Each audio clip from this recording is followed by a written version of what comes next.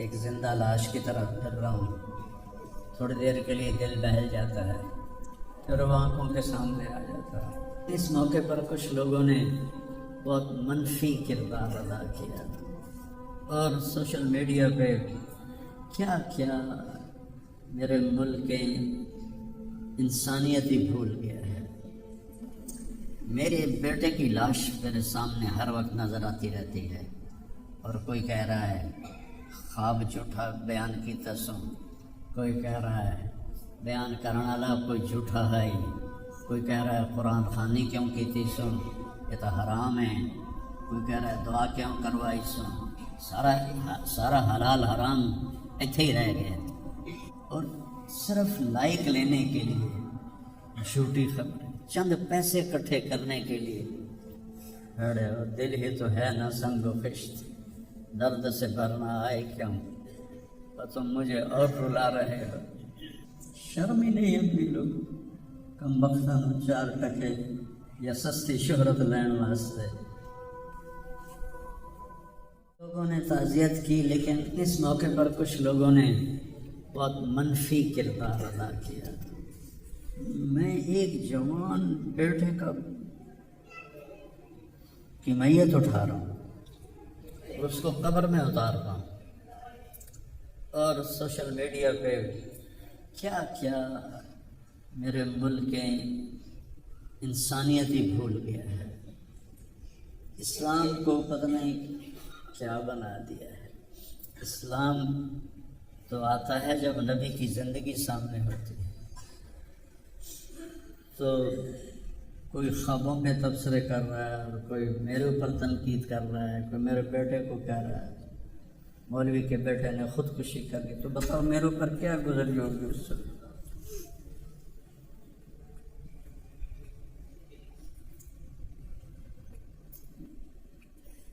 حضرت عمر ابن ابسہ سے پوچھا یا رسول اللہ سب سے اعلیٰ درجے کا اسلام کیا ہے؟ گل غور نال سنیں، سب سے اعلیٰ درجے کا اسلام کیا ہے؟ آپ نے فرمایا من سلم المسلمون من لسانہ و یدہ، جو کسی کو اپنی زبان اور ہاتھ سے تکلیف نہ پہنچائے وہ سب سے اعلیٰ درجے کا مسلمان. اب یہاں حال یہ ہے کہ دنیا دار ہوں، دیندار ہوں، علماء ہوں، ان کی زبانوں سے الفاظ نہیں نکلتے، ان کی زبانوں سے آگ نکلتی ہے، ان کی زبانیں آگ برساتی ہیں. تو جب زبان آگ برسائے گی تو دل نفرت سے بھرا ہوگا. لیکن میں نے کہا یا اللہ میں نے تو اس سے وعدہ کیا تھا کہ میں اپنی وجہ سے کبھی کسی سے نفرت نہیں کروں گا، کسی سے بغض نہیں رکھوں گا، کسی سے قطع تعلق نہیں کروں گا. آج مجھے یہ وعدہ پورا کرنے میں زور لگانا پڑ رہا ہے. ایک طرف مجھے اپنے بیٹے کی لاش نظر آتی ہے، ایک طرف ان نادانوں کے تبصرے نظر آتے ہیں. میں کسی کا نام نہیں لیتا، بھرا پڑا سوشل میڈیا، اور اتنی جھوٹی خبریں، اتنی جھوٹی خبریں، اتنی جھوٹ. زخم پہ مرہم لگاتے ہیں یا نمک چھڑکتے ہیں، اور وہ اسلام سمجھ کے کر رہے. میرے بیٹے کی لاش میرے سامنے ہر وقت نظر آتی رہتی ہے، اور کوئی کہہ رہا ہے خواب جھوٹا بیان کی تسوں، کوئی کہہ رہا ہے بیان کرنے والا کوئی جھوٹا ہے ہی، کوئی کہہ رہا ہے قرآن خوانی کیوں کی تھی سن، یہ تو حرام ہے، کوئی کہہ رہا ہے دعا کیوں کروائی سن. سارا حلال حرام ایتھے ہی رہ گیا. ایک زخمی باپ کے زخم پر پھنبا رکھنے کی بجائے میں نے بڑے انسان زندگی میں صدمے دیکھتا ہے، ناگواریاں دیکھتا ہے. میں نے بڑی بڑی ناگواریاں دیکھی، لیکن عاصم کی ناگواری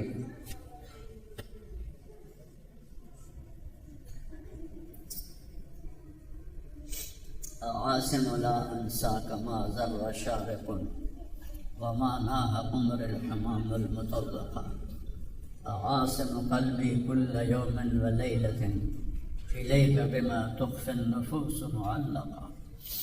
یہ حضرت عبداللہ بن ابو بکر کے اشعار ہیں جو میں نے تھوڑی تبدیلی کے ساتھ آپ کو ذکر کیے ہیں.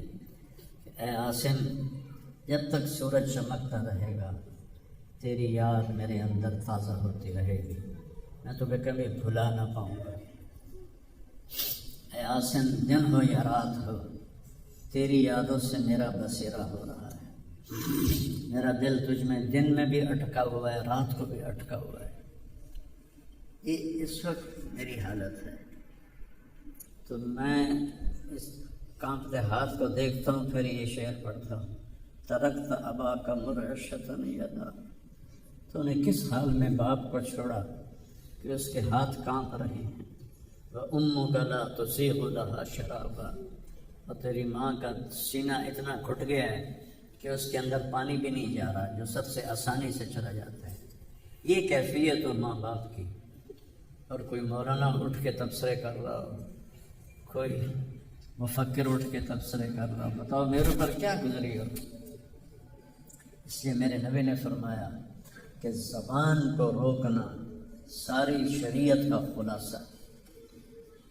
دین بیان کرتے ہوئے جن کی زبانیں زہر بن جائیں اور شعلے برسائیں، ان کو بھگتنا پڑے گا آخرت میں۔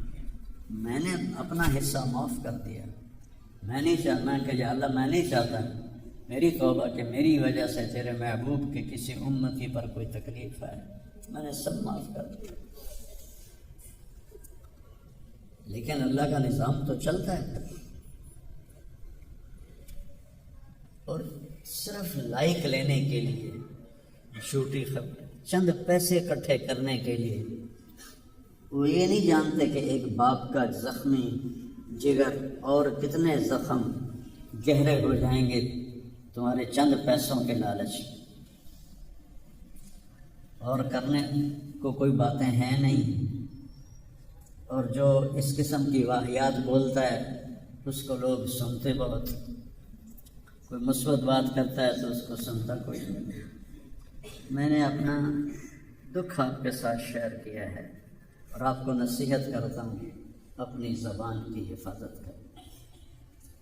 میرے نبی نے کبھی ممبر پہ کھڑے ہو کر کسی کو برا بھلا نہیں کہا، عبداللہ بن ابی کو بھی برا بھلا نہیں کہا، مجلس میں بیٹھ کر کسی کو برا نہیں کہا۔ وہ تو یہ کرتا ہے، مرتے دم تک آپ نے یہ کسی کو نہیں کہا۔ کسی کی کمی بھی دیکھی تو نظریں جھکا لی، اس کی کمی کو اچھالا نہیں۔ ہمارے ہاں، ہمارے خطیبوں کے ہاں یہ دین بن چکا ہے کہ ان کے سامنے میرے نبی کی سیرت نہیں ہے۔ تو میں آپ کے سامنے ہاتھ جوڑتا ہوں، ویسے بھی کسی کو اپنی زبان سے دکھ نہ دیا کرو۔ چہ جائے کہ ایک جوان بیٹے کی موت کا غم لیے ایک زندہ لاش پھر رہی ہو اور اس کو پتھر مارے جائیں اور اس پر اپنے غصے کو نکالا جائے، بڑے دکھ کی بات ہے، بڑے درد کی بات ہے۔ یہ ہماری قوم کی گراوٹ کی انتہا ہے، گراوٹ کی میں تو اس وقت پاگل تھا، جہاں سے مجھے کسی نے جھوٹا خواب بھی سنایا تو میں نے تسلی لی کہ شکر ہے میرا بیٹا، جوان بیٹے کو اللہ نہ تنوں اٹھاون دے ویلا دکھاوے، اللہ تنوں اٹھاون دا ویلا نہ دکھاوے۔ یہ تو جو تار سے نکلی ہے وہ دھن سب نے سنی ہے، جو ساز پہ بھی گزری ہے وہ کس دن کو پتا ہے۔ یہ تو وہی جانتا ہے جس پہ یہ صدمہ گزرتا ہے، وہی جانتا ہے جس کا جگر ٹوٹے ٹوٹے ہوتا ہے۔ اوروں کو کیا پتا کہ اولاد، جوان اولاد کا، اور میرا بچہ یہ اتنا نیک تھا، کبھی غیبت نہیں کرتا، کبھی غیبت نہیں کرتا، کسی سے نفرت نہیں کرتا تھا، کسی کی غیبت کرنے نہیں دیتا تھا، کسی کی برائی کرنے نہیں دیتا تھا۔ یعنی اس کی آپ بات سنو کہ یا اللہ جن جن لوگوں نے پاکستان کو لوٹا ہے اس میں جتنا میرا حصہ لوٹا ہے میں نے سب کو معاف کیا۔ ایسے اخلاق والا بچہ میرا مر جائے اور مجھ پر تان و طنز ہو رہا ہو، قرآن خوانی کیوں کرائی، کوئی کفر کر دیتا ہے، اسلام ہی چوں نکل گیا۔ یہ دیوبندی بریلویوں نے آپس میں لڑ کے پوری امت کا دھولیا بگاڑ کے رکھ دیا۔ خطیبوں نے، میں صحیح علماء کی بات نہیں کر رہا، خطیب چاہے دیوبندی کے ہوں، چاہے اہل حدیثوں کے ہوں، چاہے وہ بریلیوں کے ہوں، چاہے وہ شیعوں کے ہوں، سوائے نفرت کی آگ بھڑکانے کے ان کے پاس اور کوئی موضوع ہی کوئی نہیں۔ آج میں گیا ہوں اپنے، صبح بہت میرا سر بھاری تھا تو میں سیر کے لیے فجر کے بعد نکلا، اپنے مین فارم پر پہنچا تو وہاں نوکر کھڑے تھے، تو ہمارا ایک نوکر ہے شبیر اس کا نام ہے، تو وہ میں نے ایسے ہاتھ بڑھایا ملنے کے لیے، کہا میاں صاحب اصل میاں طرح ساڈے نال مل لو، یہ نہ مل لو۔ میں کیا وہ کیوں مل رہا ہے؟ ہمارے یہاں زمینداروں میں نوکر اور زمینداروں کا آپس میں بڑا فاصلہ ہوتا ہے، وہ جب ہمیں ملتے ہیں تو یوں جھک کے ملتے ہیں یا گوڈے پکڑتے ہیں اور اپنے آپ کو پیچھے ہٹا کے کھڑے ہوتے ہیں۔ تو وہ شبو نے کہا جی ہم میاں صاحب سے ملتے تھے ایسے ہی جی میں ساڑھے نال مل دیں، تو وہ کہتے یار تم لوگوں کو تو ملنے کا طریقہ ہی نہیں آتا، ہاتھ کھولو۔ ان کے ہاتھ کھلوا کے ان کو جبھا ڈالتا تھا اور ان کے کپڑوں پہ مٹی ڈگی ہوتی تھی۔ ایسا میرا بیٹا گیا ہے۔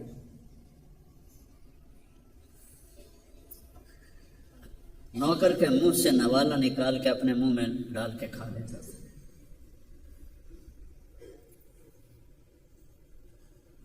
کبھی اس کی جیب میں پیسے نہیں ہوتے تھے، جو بھی دیتے وہ ادھر دے دیا، ادھر دے دیا، ادھر دے دیا، ادھر دے دیا۔ نئی گاڑی میں کوئی غریب آدمی کو بٹھاتا نہیں ہے، وہ نئی فارچونے میں وہ پاگل کو بٹھاتا تھا۔ یہ بھی مذاق بنا دیا لڑکا۔ ہائے ہائے ارے دل ہی تو ہے نہ سنگ و خشت، درد سے بھرنا آئے کیوں اور تم مجھے اور رلا رہے ہو۔ اس کو بھی مذاق بنا دیا۔ وہ ابھی بھی زندہ ہمارے گاؤں میں ہے، جائے ویکھنے جا کے ویکھ لو۔ اور اس نے کہا کہ میرے رب نے میری بخشش کر دی اس ملنگ کی خدمت کی وجہ سے۔ کسی پاگل دے کپڑے وٹامنا نہ وامنا، وہ دے وال کٹامنا، وہ دے نو کٹامنا۔ ایک زمیندار دے بیٹے دا اے کوئی سوکھا کام، وہ دے ماں پہ نان کر دے۔ اتنا غریبوں سے اس کو پیار تھا اور سخاوت کوٹ کوٹ کے بھری تھی، اور نوکروں کو بھی بھائی کہہ کر بلاتا تھا۔ ہم لوگ بلاتے ہیں اوے ایدے آ، ہمارے جو ہم نے اپنے والدین کو دیکھا، چاچے تائے باپے دیکھا، اوے برا کہتا بھائی ادھر آئیے۔ یہ وجہ ہیرا بندے دا کھڑی جاوے تو دا کیا لس شرم ہی نہیں ہے لوگ کم بختن چار ٹکے یا سستی شہرت لین واسطے